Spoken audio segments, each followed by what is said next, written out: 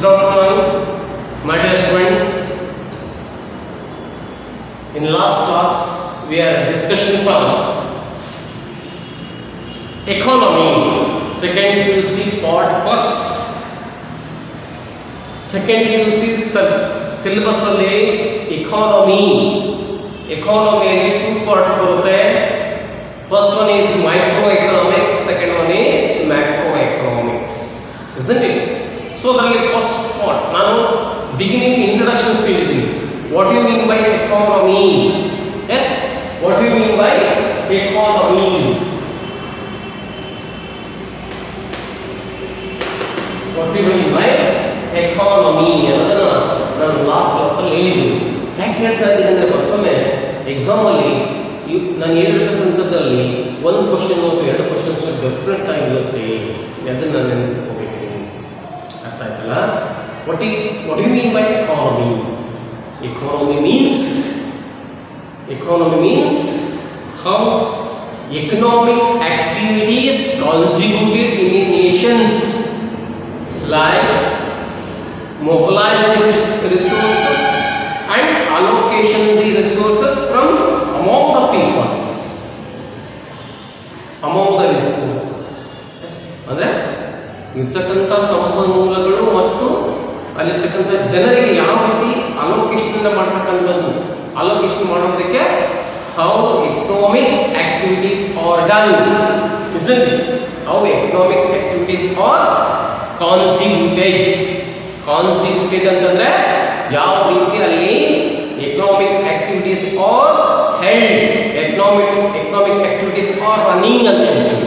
Whether economic activities undertaken by the government, whether economic activities undertaken by the private, whether economic activities undertaken by the both private and publics.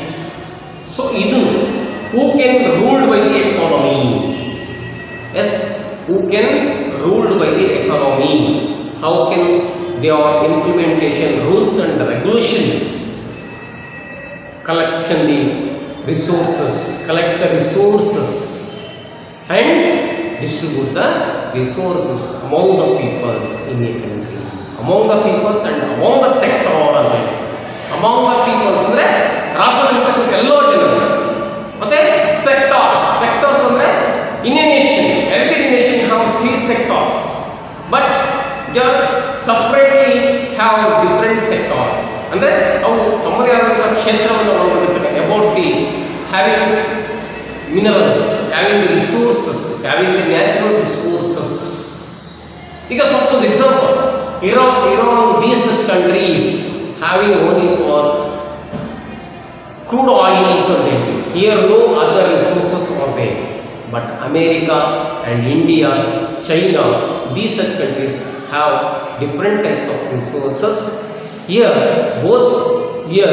many economic activities are done. Primary sector also be done, secondary sector also be done, and tertiary sector also be done. But Arab countries, Gulf countries, only done by industrial sector.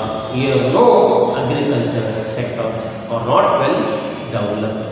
So yaake idinu helta idine, resources are not an equal distribution in the world. Every countries must and should need for other countries for sacrifice the people's wants. Yes, for yake, for the purpose of sacrifice the people's wants. Yes, avtar interdependent. Everyone countries are interdependent by the bilateral and multilateral agreements. ಅವು ಬಹುಪಕ್ಷೀಯ ಒಪ್ಪಂದ ಇರ್ಬೋದು, ದ್ವಿಪಕ್ಷೀಯ ಒಪ್ಪಂದ ಇರ್ಬೋದು. ಒಂದು ರಾಷ್ಟ್ರ ಮತ್ತೊಂದು ರಾಷ್ಟ್ರದೊಂದಿಗೆ ಅದೇನಾಗಿದೆ, ಇಂಟರ್ಡಿಪೆಂಡೆಂಟ್ ಆಗಿದೆ. Because of resources and other reasons are people's wants. Yes, wants may be few. There is no economic problems may not rise. No one country not needed.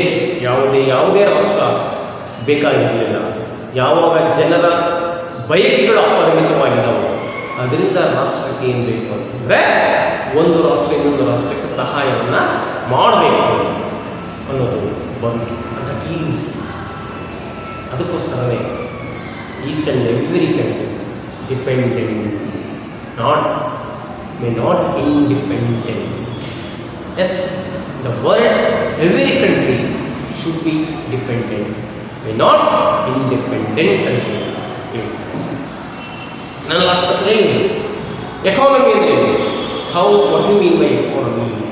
How economic activities are there ಅಲ್ಲಿ ಯಾವ ರೀತಿಯ ಆರ್ಥಿಕ ಚಟುವಟಿಕೆಗಳಿದ್ದಾವೆ. whether economic activities holding by the publics, holding by the private, or holding by the both of them. Collect the resources, mobilize the resources, and allocations the resources. This is called economy. Yes, in a simple, very definitions is there. Other than in simple English, in this economy, broadly divided 3 types. First one is socialist economy. Yes, first one is capitalist economy.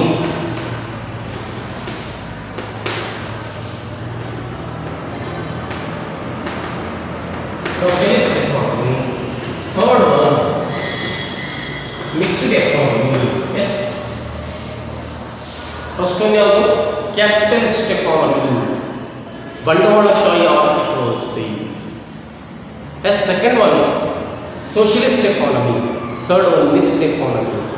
Mixed economy, central planned economy, and capitalist economy.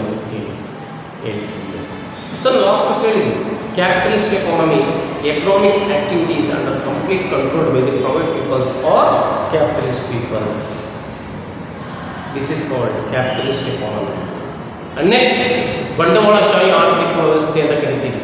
ಏನು ಬಂಡವಾಳಶಾಹಿ ಆರ್ಥಿಕ ವ್ಯವಸ್ಥೆ ಅಂತಂದರೆ ಯಾವ ಆರ್ಥಿಕ ವ್ಯವಸ್ಥೆಯಲ್ಲಿ ಸಂಪೂರ್ಣವಾಗಿ ಬಂಡವಾಳಶಾಹಿಗಳ ಅಧೀನದಲ್ಲಿರುತ್ತೆ ಅಥವಾ ಬಂಡವಾಳಶಾಹಿಗಳ ಒಡೆತನದಲ್ಲಿರುತ್ತೋ ಅಂಥ ಆರ್ಥಿಕ ವ್ಯವಸ್ಥೆಯನ್ನು ನಾವೇನಂತ ಕರಿತೀವಿ ಬಂಡವಾಳಶಾಹಿ ಆರ್ಥಿಕ ವ್ಯವಸ್ಥೆ. ಅಂದರೆ ಇಲ್ಲಿ ಸಂಪೂರ್ಣವಾಗಿ ಬಂಡವಾಳಶಾಹಿಗಳೇ ಆರ್ಥಿಕ ನೀತಿ ನಿಯಮಗಳನ್ನು ರೂಪಿಸ್ತಕ್ಕಂಥವ್ರು. Only for capitalist peoples implementation economics rules and regulations. Here no government participation. Okay, next second one ಯಾವುದು central planned economy, ಕೇಂದ್ರೀಯ ಆರ್ಥಿಕ ವ್ಯವಸ್ಥೆ ಅಂತಂದರೆ here government can completely control the economic activities. Everyone economic rules and regulations, everyone economic activities controlled by the government. If any economic rules, if any economic regulations, or if any economic new ideas, only for governments. Here no participation, private peoples or capitalist peoples. And last one, mixed economy. What do you mean by mixed economy? Mixed economy means here in this economy, both of them, some of the economic activities are controlled by the private peoples, some of the economic activities are controlled by the government. Examples, India. In India, many sector like telecommunication, except railway, Indian except railway, in remaining all economic activities and the transport, productions, distributions and everything, participation, both of them, either private peoples also, capitalist also participation, and government also be participation. Recent ಆಗಿ ಏನೋ ರೈಲ್ವೇನೂ ಸಹ private ಗಳಿಗೆ ಕೊಡಬೇಕು ಅಂತ ಆಗ್ತಾ ಇದೆ. ಅದು ಎಷ್ಟು ಆಗಿದೆ ಎಷ್ಟು ಬಿಟ್ಟಿದೆ ಅಂತೇಳಿ ಇದು ಕ್ಲಾರಿಟಿ ನಮಗೆ ಇಲ್ಲ. Indian railway is the biggest government undertaken institutions. Indian railway ಏಷ್ಯಾದಲ್ಲೇ biggest government undertaken industries ಅಂತೇಳಿ ಕರೀತಾರೆ. ಅಂದರೆ ಅದು ಒಂದೇ ನಮ್ಮ ದೇಶದಲ್ಲಿ ಇರ್ತಕ್ಕಂಥದ್ದು ಯಾವುದು ಅಂದರೆ ಇಂಡಿಯನ್ ರೈಲ್ವೇದಲ್ಲಿ ಮಾತ್ರ ಪ್ರೈವೇಟ್ ಪೀಪಲ್ಸ್ಗೆ ಪಾರ್ಟಿಸಿಪೇಷನ್ಗೆ ಅವಕಾಶ ಇಲ್ಲ. ಇನ್ remaining all economic activities they are participation ಅಂತೇಳಿ ಹೇಳ್ತಾರೆ. ಅರ್ಥ ಇದೆ. ಇದು ಮಿಕ್ಸ್ಡ್ ಎಕಾನಮಿ. ಅಂದರೆ ಇಲ್ಲಿ ನಮ್ಮಲ್ಲಿ ಏನಾಗಿದೆ, ಭಾಳಷ್ಟು ಕ್ಷೇತ್ರದಲ್ಲಿ ಪ್ರೈವೇಟ್ ಪೀಪಲ್ಸ್ ಇದ್ದಾರೆ. ಹೌದಾ, ಭಾಳಷ್ಟು ಕ್ಷೇತ್ರದಲ್ಲಿ ಪ್ರೈವೇಟ್ ಪೀಪಲ್ಸ್ ಇದ್ದಾರೆ. Some of the economic activities are controlled by the private peoples, productions, distributions, and some of the economic activities complete controlled by the government, and some of them, both of them, government and capitalist. ಕೆಲವೊಂದು ಇಂಡಸ್ಟ್ರೀಸ್ನಲ್ಲಿ government ಮತ್ತು private ಇಬ್ಬರೂ ಸೇರಿ ಕೆಲವೊಂದು ಇಂಡಸ್ಟ್ರೀಸನ್ನು run ಮಾಡ್ತಕ್ಕಂಥದ್ದು. That is called mixed economy ಅಂತ ಹೇಳ್ತಾರೆ. ಅರ್ಥ ಆಯ್ತಲ್ಲ? Okay. So next basic problems of an economy. ನಾನು ಹೇಳಿದ್ದೀನಿ ಲಾಸ್ಟ್ ಕ್ಲಾಸ್ ಇಡೀ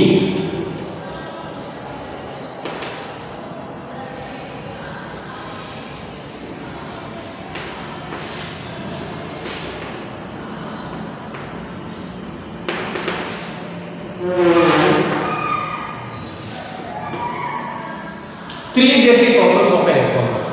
What to produce,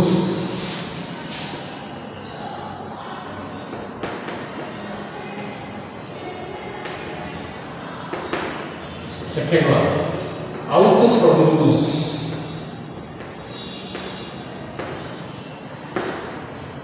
third one, for whom to produce.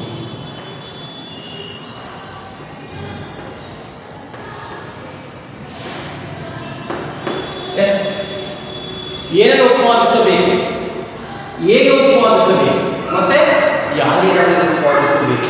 These are important basic problems of an economy.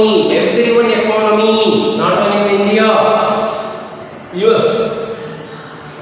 even capitalist economy also rise these such problems, central planned economy also rise these such problems, mixed economy also rise these such problems. So ಈಗ first ನಾವು discussion ಮಾಡೋಣ. Mixed economy ನೋಡೋಣ direct. ಹೇಗೆ mixed economy ಅಂತ ಹೇಳಿದ್ವಿ? Mixed economy means economic activities under controlled by both of like some of the sector publics and some of the sector government, and some of the sector both of them public and government in this economy is called mixed economy. In this mixed economy also have these such basic problems. First one is what to produce, how to produce, for whom to produce. So ಈಗ basic problems ನಮ್ಮಲ್ಲಿ ಯಾವುದು, what to produce ಅಂತ ಹೇಳ್ತಾರೆ. What to produce, ನಾವು ಏನು ಉತ್ಪಾದಿಸಬೇಕು. S, what to produce, ಏನನ್ನು ಉತ್ಪಾದಿಸಬೇಕು ಅಂತ. ಈಗ ನಮ್ಮಲ್ಲಿ ಇರ್ತಕ್ಕಂಥ ರಿಸೋರ್ಸಸ್, ಫಸ್ಟ್ ನಾವು ಉತ್ಪಾದನೆ ಮಾಡೋದಕ್ಕೆ first we start the productions of goods and services. Beginningly we have the resources. What type of resources we have? Yes, we don't production of oil, petroleums, these such kinds of goods and services. No, we don't have crude oils, such resources, isn't it? So what type of resources we have? Our country have these type of two resources.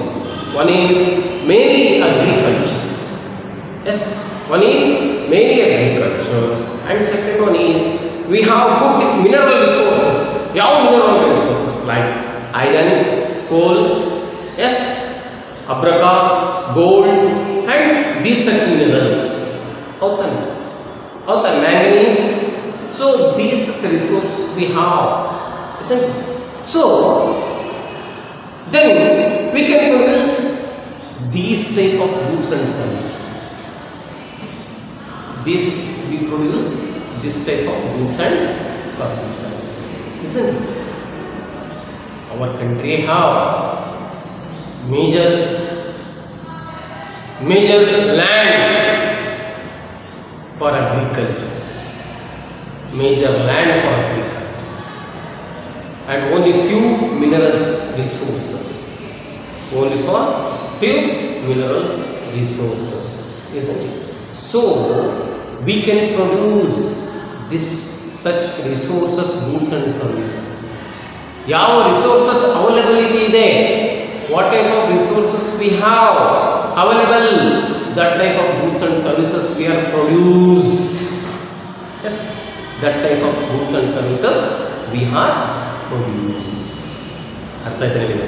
ಅಂದರೆ ನಮ್ಮಲ್ಲಿ ಎಂಥ ಸಂಪನ್ಮೂಲಗಳಿದ್ದಾವೆ, ಎಂಥ ಭೂಮಿ ಇದೆ, ಅದು ವ್ಯವಸಾಯಕ್ಕೆ ಯೋಗ್ಯವಾಗಿರ್ತಕ್ಕಂಥ ಭೂಮಿನ ಅಥವಾ ಕೈಗಾರಿಕೆಗಳಿಗೆ ಯೋಗ್ಯವಾಗಿರ್ತಕ್ಕಂಥ ಭೂಮಿನ.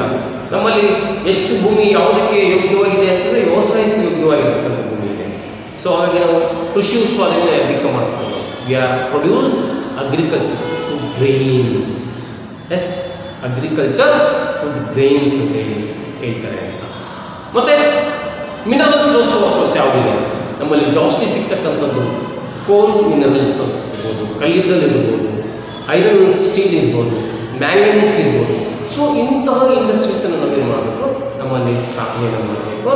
ನಾವು ಇವುಗಳನ್ನ ಜಾಸ್ತಿ ಪ್ರೊಡಕ್ಷನನ್ನು ಮಾಡಬೇಕು, ಪ್ರೊಡಕ್ಷನ್ ಮಾಡಿ ಎಕ್ಸ್ಪೋರ್ಟ್ ಮಾಡಬೇಕು. ಅಲ್ಲಿಂದ we need such goods, we need such an production goods ಅಂತ ಹೇಳ್ತೀವಿ. ನಾವು ಯಾವುದನ್ನು ಪ್ರೊಡಕ್ಷನ್ ಮಾಡೋದಿಲ್ಲ ಅಂಥ ಗೂಡ್ಸನ್ನು ನಾವೇನು ಮಾಡ್ಬೋದು, ಇಂಪೋರ್ಟ್ ಮಾಡ್ಬೋದು, ಇಂಪೋರ್ಟ್ ಮಾಡ್ಕೋಬೇಕು. ಹೌದಾ? ಯಾವ ರಿಸೋರ್ಸಸ್ ನಮ್ಮಲ್ಲಿದೆ ಅಂಥ ಸರಕುಗಳ ಉತ್ಪಾದನೆಯನ್ನು ಮಾಡಬೇಕು, ಯಾವ ರಿಸೋರ್ಸಸ್ ನಮ್ಮಲ್ಲಿಲ್ಲೋ ಅಂಥ ಸರಕುಗಳು ನಾವೇನು ಮಾಡಬೇಕು, we are import from other countries. ಅರ್ಥ ಆಗಿದೆ? So this type of goods and services we are produce. ಅರ್ಥ ಇದೆ? ಅಲೋಕೇಶನ್ ರಿಸೋರ್ಸಸ್, ನಮ್ಮಲ್ಲಿ ಯಾವ ರಿಸೋರ್ಸಸ್ ಇದೆ, ಡಿಫ್ರೆಂಟ್ ಸೆಕ್ಟಾರ್. ಮತ್ತೆ ಹೌ ಪೀಪಲ್ಸ್ ಆರ್ ದೇ, ಯಾವ ರೀತಿ ಇದ್ದಾರೆ ನಮ್ಮಲ್ಲಿ peoples, whether educated or illiterate. Yes, ಹೌದಾ?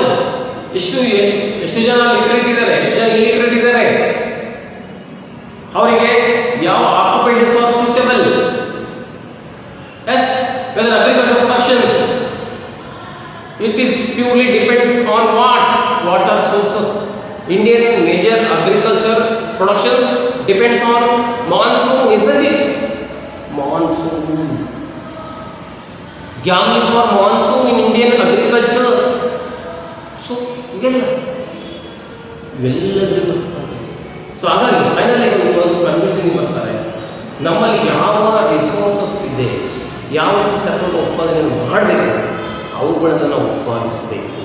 ಆಯ್ತಾ? Private sector, government, whatever, but we are produce what type of resources we are available, that type of goods and services we are produce and export. And then what type of goods we are unproduced, we are not produced, that type of goods we are import from the other countries. India, many goods are import, many goods are export, many agricultural goods are export, and many industrial capital goods are import, like crude oil, other machineries, yes, other crude oils, machineries and others are there.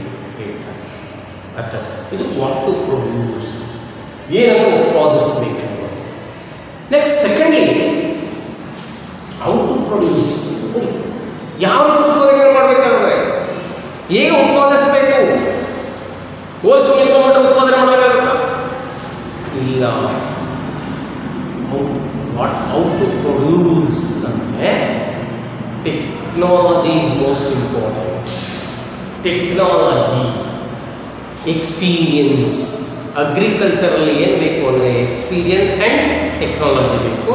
ಇಂಡಸ್ಟ್ರಿಯಲ್ಲೂ ಅಷ್ಟೇ skilled, training and technical employees are available, is it? ಹೌದಾ? So ಅವರಿಂದ we are better productions, we are better goods and services, we are produce better goods and services.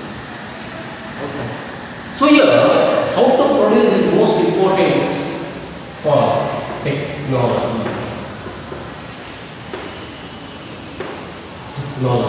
Tantragram ತಂತ್ರಜ್ಞಾನದ ಮೂಲಕ ನಾವು ಸರ್ವವನ್ನು ಉತ್ಪಾದನೆ ಮಾಡ್ತಕ್ಕಂಥ. Indian agriculture still today using for old primary technology. That reasons our agriculture productions may not well and good for considered other countries, isn't it? Still in India we don't want to use for modern technology, modern equipments. Still many villages, farmers depend on old primitive technology, depend on monsoon. They don't want to use for any fertilizer, any new seeds, yes, any new chemicals, any new sprays. ಯಾವುದು use ಮಾಡೋದಿಲ್ಲ. ನಾವು ಏನನ್ನ use ಮಾಡ್ತೀವಿ ಅದೇನೇ use ಮಾಡ್ತಾರೆ. ಹಾಗಾಗಿ ನಮ್ಮಲ್ಲಿರ್ತಕ್ಕಂಥ agriculture ಪ್ರೊಡಕ್ಷನ್ಸ್ಗೂ, ಜಪಾನಲ್ಲಿರ್ತಕ್ಕಂಥ ಅಗ್ರಿಕಲ್ಚರ್ ಪ್ರೊಡಕ್ಷನ್ಸ್ಗೂ, ಅಮೆರಿಕದಲ್ಲಿರ್ತಕ್ಕಂಥ ಅಗ್ರಿಕಲ್ಚರ್ ಪ್ರೊಡಕ್ಷನ್ಸ್ಗೂ ಲಾಟ್ ಆಫ್ ಡಿಫ್ರೆನ್ಸಸ್ ಇದೆ. ನಮ್ಮಲ್ಲಿ ಒಂದು ಎಕರೆಗೆ ಎಷ್ಟು ಟನ್ ಕಬ್ಬನ್ನು ಬೆಳಿತೀವಿ ಅಂದರೆ ಭಾಳ ಅಂದರೆ 120 ಟನ್ ಕಬ್ಬನ್ನು ಬೆಳೀಬೋದು. ಆದರೆ ಅಮೆರಿಕ, ಜಪಾನಲ್ಲಿ 250ಕ್ಕಿಂತ ಹೆಚ್ಚು ಟನ್ ಕಬ್ಬನ್ನು ಬೆಳೀತಾರೆ ಒಂದು ಎಕರೆ. ಅಂದರೆ ನೋಡಿ, how they have used the technology, how they have used modern technology. ನಿಮ್ಮ ವ್ಯಾಟ್ಸಪ್ಗಳಲ್ಲೆಲ್ಲ ನೋಡಿ, ನೀವು ಅಮೆರಿಕದಲ್ಲಿ ಎಂತೆಂಥ ಮಿಷಿನ್ಗಳು ಅಗ್ರಿಕಲ್ಚರಲ್ಲಿ ಯೂಸ್ ಮಾಡ್ತಾರೆ, ಇಂಪ್ಲಿಮೆಂಟೇಷನ್ ಯೂಸ್ ಮಾಡ್ತಾರೆ.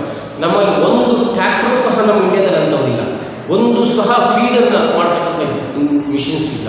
ಹೌದಾ? ಎಂತೆಂಥ ಮಿಷಿನ್ಸ್ಗಳು ಬರ್ತವೆ. ಅವ್ರು ಯಾವ ರೀತಿ ಕಲ್ಟಿವೇಷನನ್ನು ಮಾಡ್ತಾರೆ, ಯಾವ ರೀತಿ ಅಗ್ರಿಕಲ್ಚರ್ಸ್ ವರ್ಕನ್ನು ಮಾಡ್ತಾರೆ, ಮಾಡರ್ನ್ ಟೆಕ್ನಾಲಜಿಯನ್ನು ಯೂಸ್ ಮಾಡ್ತಾರೆ, ಪ್ಯಾಟಿಸೈಡ್ಸನ್ನು ಯೂಸ್ ಮಾಡ್ತಾರೆ, ಸೀಡ್ಸನ್ನು ಯೂಸ್ ಮಾಡ್ತಾರೆ. ನಮ್ಮಲ್ಲಿ still we are using old primary technology. That reasons our agriculture productions is also very less. So of course after 1966 green revolution ಅಂತ ಮಾಡ್ತಾರೆ. ಗ್ರೀನ್ ರೆವಲ್ಯೂಷನನ್ನು ಮಾಡಿಕೊಂಡು ಇಂಡಿಯನ್ ಅಗ್ರಿಕಲ್ಚರ್ ಆಲ್ಸೋ ಬೂಮ್, ಅದನ್ನು ಸಹ ಬೂಮ್ ಮಾಡಬೇಕು. We also use modern technology, modern seeds, modern fertilizer, modern pesticides, and even also constructions, many dams, channels and others, store waters, yes, and many dams, channels and others, irrigation, drip irrigation, minor irrigations. These such facilities nowadays we are provided by our government. Slowly our agriculture income also increases, agriculture productions also increases. Yes. And industry productions also very less in India. Only our country, major industries, small scale cottage industries are there, many tiny industries are there.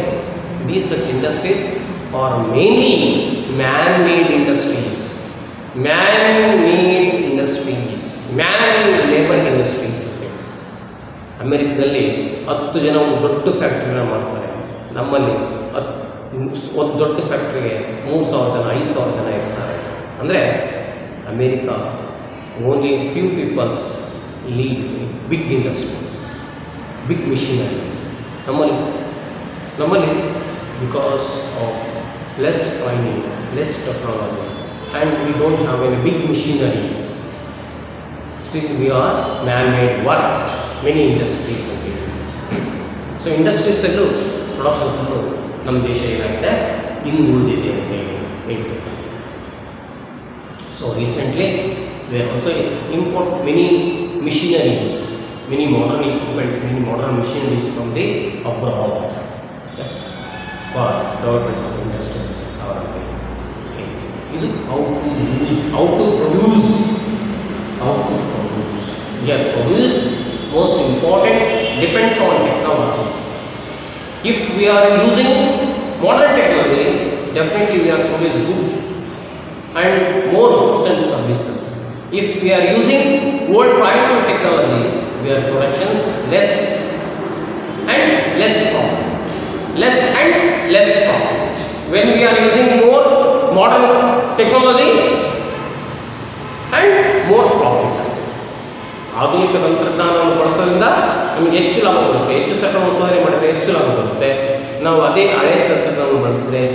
ನಮಗೆ ಕಡಿಮೆ ಲಾಭ ಬರುತ್ತೆ.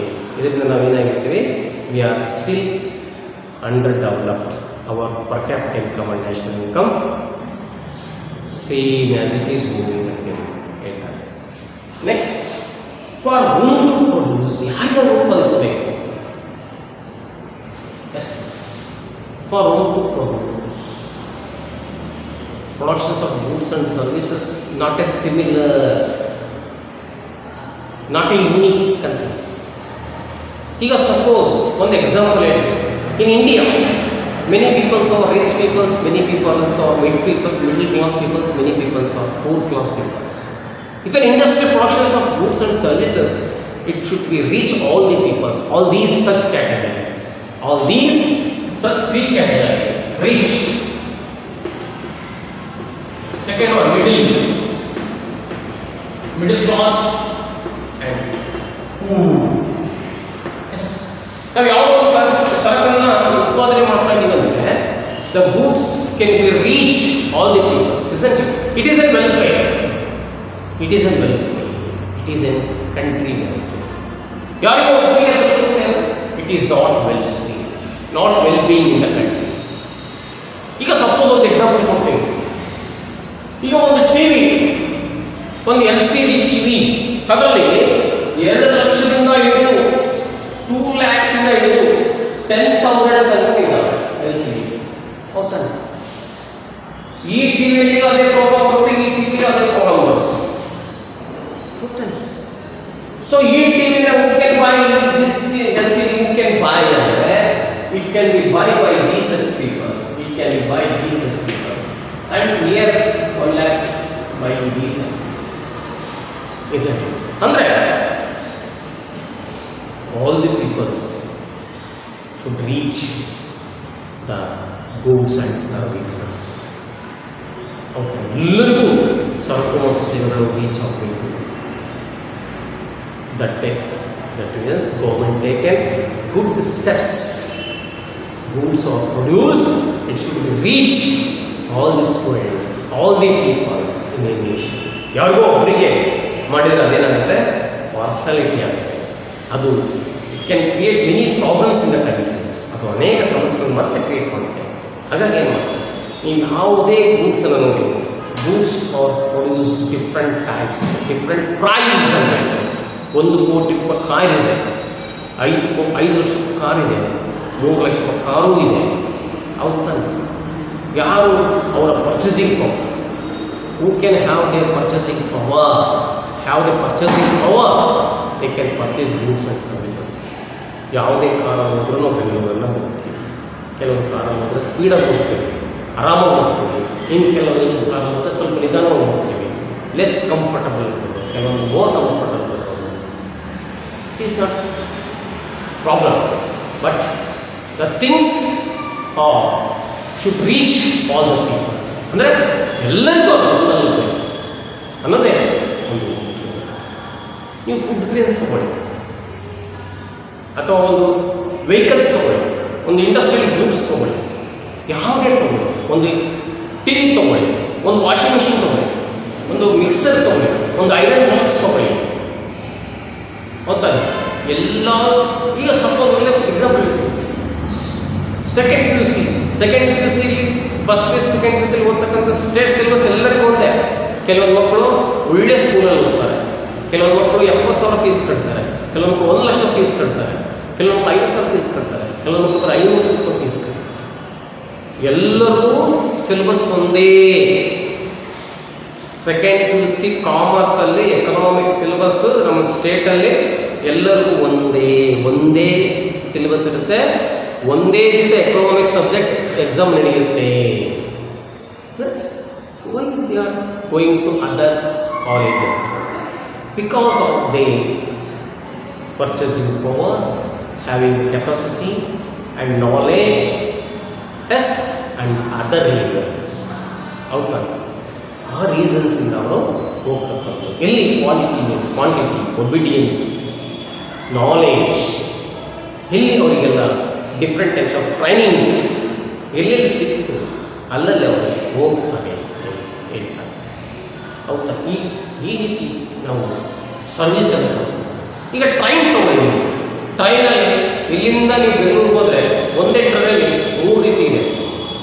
Passengers ಇದೆ, air cooler ಇದೆ, reservations ಇದೆ. ಒಂದೇ ಟ್ರೈನಲ್ಲಿ 3 ರೀತಿ ವಾರ್ಡ್ ಇದ್ದಾವೆ.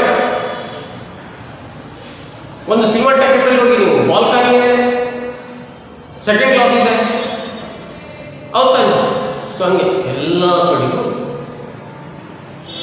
goods and services made by different classes peoples.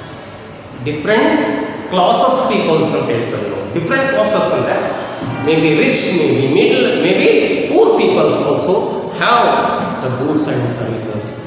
Satisfy the goods and services. Yes, ಇದು important. So that is we are produce these such categories. Everyone goods and services belongs to different categories, different class peoples, not only common, not only rich peoples. ನೋಡಿ ಈಗ aeroplane, ನಾವೀಗ ಬಸ್ನಲ್ಲಿ ಹೋಗಿದ್ದೀವಿ, ಏರೋಪ್ಲೇನಲ್ಲಿ ಹೋಗಿದ್ದೀವಿ, ಸಾರಿ ಬಸ್ನಲ್ಲಿ ಹೋಗಿದ್ದೀವಿ, ಟ್ರೈನಲ್ಲಿ ಹೋಗಿದ್ದೀವಿ, ಏರೋಪ್ಲೇನಲ್ಲಿ ಹೋಗಿಲ್ಲ. ಈಗ ರೀಸೆಂಟಾಗಿ ಅದನ್ನು ಮಾಡ್ತಾ ಇದ್ದಾರೆ. ಯಾರು 5,000 ಕೊಟ್ಟರೆ ಈಗ ನಾವು ಡೆಲ್ಲಿಗೆ ಹೋಗ್ಬೋದು, ಬಾಂಬೆಗೆ ಹೋಗ್ಬೋದು. ಮತ್ತು ಸೊ ನಿನಗೂ ಆಸೆ ಇರುತ್ತೆ, ನಾನು ಏರೋಪ್ಲೇನಲ್ಲಿ ಹೋಗ್ಬೇಕನ್ನೋ ಆಸೆ ಇರುತ್ತೆ, ಹೌದಾನೆ? ಸೊ ಅದಕ್ಕೋಸ್ಕರ ಗೌರ್ಮೆಂಟ್ ಏನು ಮಾಡುತ್ತೆ ಅಂತಂದರೆ any goods and services, any productions, any service, any employment should be reach all the peoples ಅಂತೇಳಿ ಹೇಳ್ತಾರೆ. ಸೊ ಈ ರೀತಿಯಾಗಿ ನಾವೇನು ಮಾಡಬೇಕು, ಗೌರ್ಮೆಂಟ್ ಟೇಕ್ ಎ ಡಿಸಿಷನ್ಸ್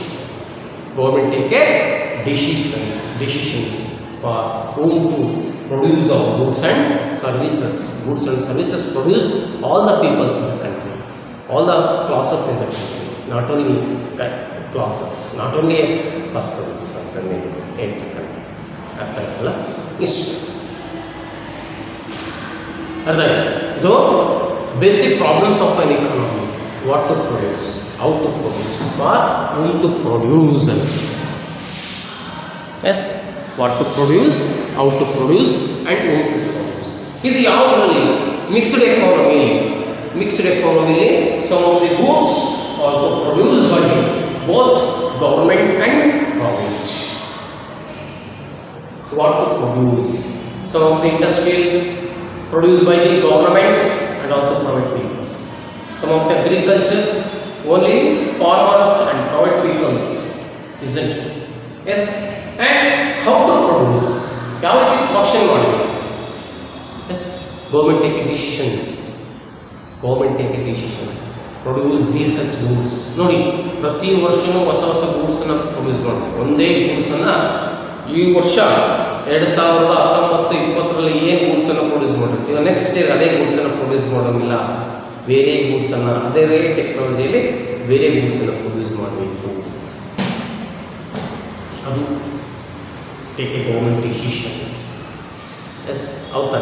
ನಮ್ಮಲ್ಲಿ ಪ್ರಯರ್ ಡಿಸಿಷನ್ಸನ್ನು ತೆಗೆದುಕೊಳ್ಳೋದೇ government, but participation of the private peoples also be participations of goods and services productions in the country ಅಂತ ಹೇಳ್ತೀವಿ. ಅರ್ಥ ಆಯ್ತಲ್ಲ? ಅದನ್ನು ಅಷ್ಟೇ. And next, for whom to produce, ಯಾರಿಗಾಗಿ ಉತ್ಪಾದಿಸಬೇಕು? Each and every country belongs to these such class peoples. America also have this such class, poor and rich. India also have poor, middle class and rich peoples. Poor, middle class and rich peoples, isn't it? ಹೌದಾನೆ? ಎಲ್ಲರೂ ಇರಬೇಕಲ್ಲ, all categories peoples are there. ಎಲ್ಲರಿಗೂ the things, the goods and services also we meet him ಅಂತ ಅವ್ರಿಗೂ ತಲುಪಬೇಕು. S, ಅವ್ರಿಗೂ ಏನಾಗಬೇಕು? ತಲುಪಬೇಕು. It is a reason, it is a government responsibilities. It is a government responsibilities. Mixed economy in India ಯಾರಿಗೆ reach ಆಗ್ತಲ್ಲ. ನೋಡಿ, ಈಗ rich peoples purchasing many goods and services with highly rate, but what about the poor peoples? ಅವ್ರಿಗೇನು ಕೊಡುತ್ತೆ? ಅವ್ರಿಗೆ food ಗ್ರೇನ್ಸನ್ನು public ಡಿಸ್ಟ್ರಿಬ್ಯೂಷನಲ್ಲಿ ಕೊಡುತ್ತೆ. PDF ಅಂತ ಹೇಳ್ತೀವಿ. PDF ಅಲ್ಲಿ ಅವರಿಗೆ ಅಕ್ಕಿಯನ್ನು ಕೊಡ್ತಕ್ಕಂಥದ್ದು, ರಾಗಿಯನ್ನು ಕೊಡ್ತಕ್ಕಂಥದ್ದು, ಗೋಧಿಯನ್ನು ಕೊಡ್ತಕ್ಕಂಥದ್ದು, ಶುಗರನ್ನು ಗೊತ್ತಾಗುತ್ತಿರ್ಬೋದು. ಯಾಕಂದರೆ some of peoples are unable to purchasing these such goods. ಅವರಿಗೆಲ್ಲ ಗೌರ್ಮೆಂಟ್ ಪ್ರೊವೈಡ್ ಮಾಡ್ತಕ್ಕಂಥದ್ದು. ಹೌದಾ? ಅವನ್ನೆಲ್ಲ ಯಾರು ಪ್ರೊವೈಡ್ ಮಾಡುತ್ತೆ? Government provide by the goods and services. ಅರ್ಥ ಆಯ್ತಾ? ಇಷ್ಟು ನಾವು ಇದರಲ್ಲಿ ಅರ್ಥ ಮಾಡ್ಕೊತೀವಿ. What to produce, how to produce and who to produce. But capitalist ಎಕಾನಮಿಲಿ ಏನಾಗಿದೆ? ಮಿಕ್ಸ್ಡ್ ಎಕಾನಮಿಲಿ ಏನಾಗಿದೆ? Mixed economy first service and second profit.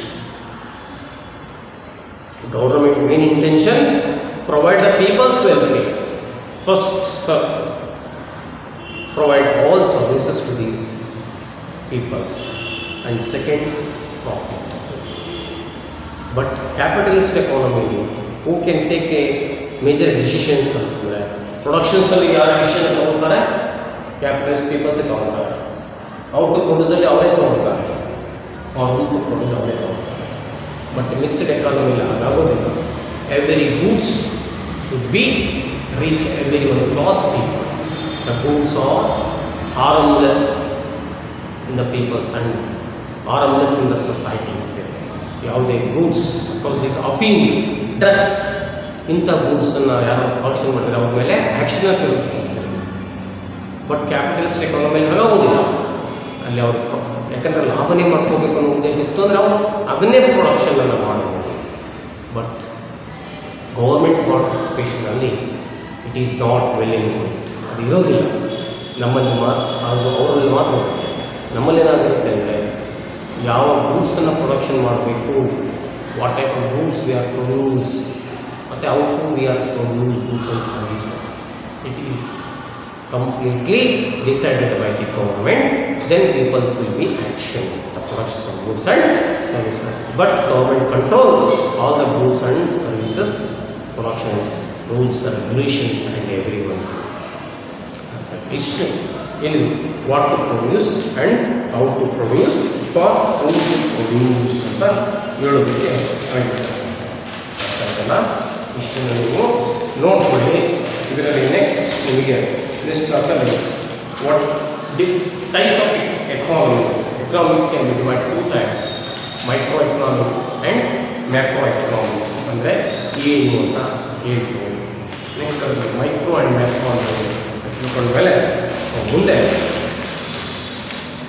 ಇನ್ನು ಎರಡು ಕಾನ್ಸೆಪ್ಟ್, ಎರಡು ಮೂರು ಕಾನ್ಸೆಪ್ಟ್ ಹೋಗಿ ಈ ಚಾಪ್ಟರ್ ಮುಗಿತು. ಈ ಚಾಪ್ಟರ್ ಇದನ್ನೇ ಹೇಳೋದು ಮೇಲೆ